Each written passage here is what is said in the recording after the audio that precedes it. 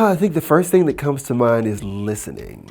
I think that is probably the one people think about the least as a musician. I think most of the time you think musician or singer, you think about the sound that we're putting out. But really, you can only put out the right sound if you're listening to whatever else is going on in the room. And so when I was in university, that was one of the things that my professor and I worked on a lot.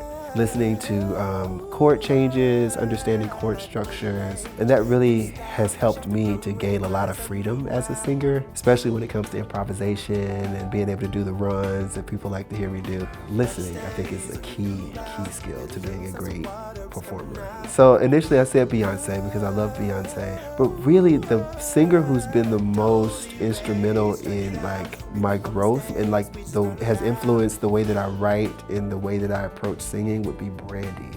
I would love to collaborate with Brandy. Like the way she writes is amazing. Does vocal arrangements. I feel like we're very kindred spirits in that way. I would love to collaborate with Brandy.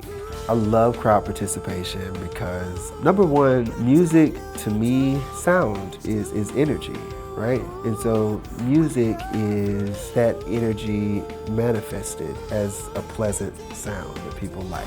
So I feel like when multiple people are singing together, it means that we're all in unison, we're all in one accord. Somehow our minds are all together in one space. And that's magical, like that's God energy to me.